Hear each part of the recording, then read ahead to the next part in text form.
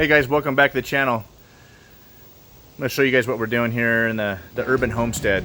Trying to get this place totally 100% so when we go to sell it, we can pay off our Hidden Valley homestead one shot. Tag along, I'll show you what we're doing.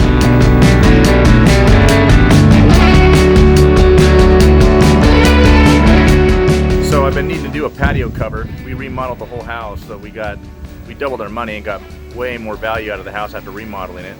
That way we can get top dollar for it. But we needed a patio cover, so that's what I'm doing today, is doing a patio cover. Show you guys how to do it, what I'm doing, just real basic and simple, but you wanna try and stick to code as much as you can. I think we're supposed to have a permit here. The cities down here are ridiculous. They want permits for every stupid little thing. They want a permit for a freaking water heater. Can you believe that? But I'm still gonna do it to code. That way, when we go to sell the place, it'll get top value, and they won't, shame on the non-code patio. Anyway, I want to do it right so it doesn't fall over and it lasts a long time anyway. So there's the back of the house. We put brand new windows and doors in, and the overhang is only like a foot or so. And so when it was raining, we got some torrential rains this year.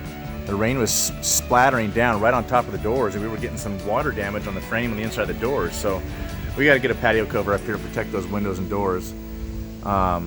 It's gonna be simple, using 2x6s, but I'm going down 24 inches, 1 foot to those sono tubes, and dug that down 24 inches deep, and then they're actually gonna stick up about a foot, and I'm gonna put rock around them after they're finished. But I'm gonna put the in beds on the top of that thing. They're gonna stick up, maybe not quite a foot.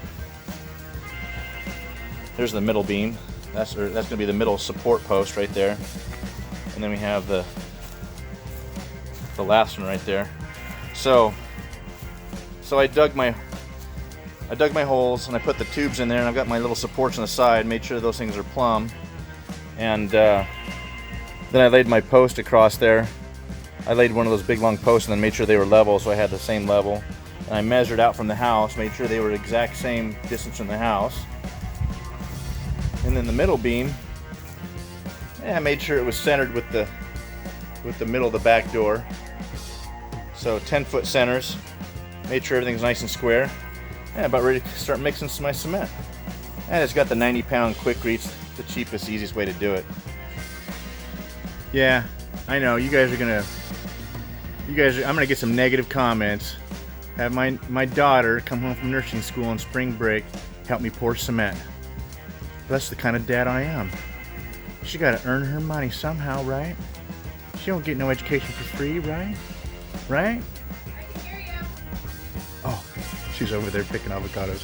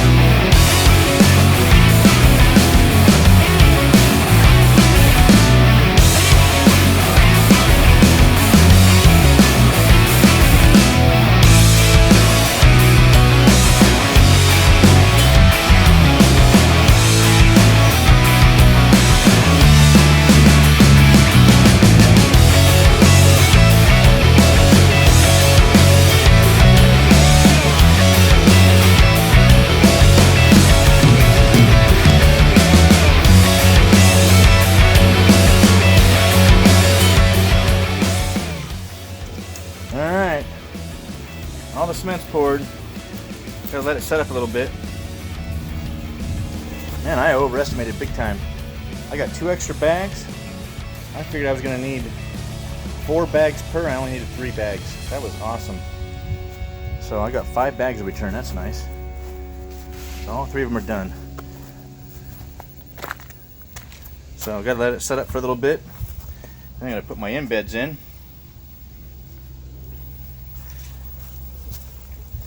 Then let them set up overnight and start building my deck.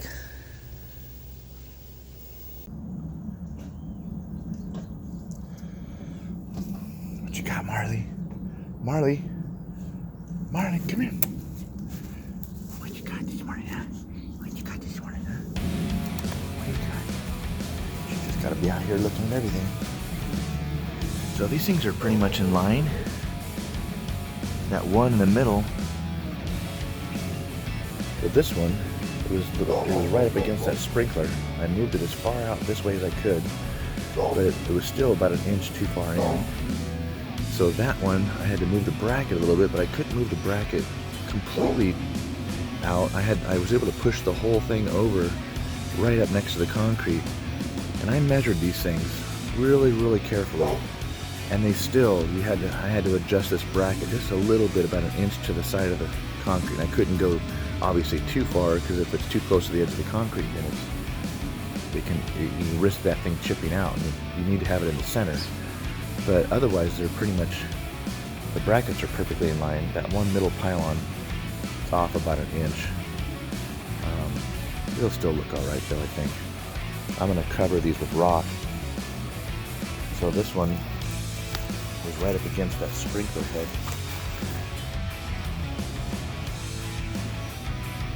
I may still have to move that sprinkler so that because it was spraying right here on the corner at a 270 degrees. Or 200,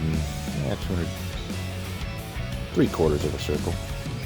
So anyway, all right, the goal today is to get the frame up. I'm going to strip off these cardboards right now and get that frame going, start cutting my verticals. Of course, Molly, she's got to be right there. Hey, you're messing up my string.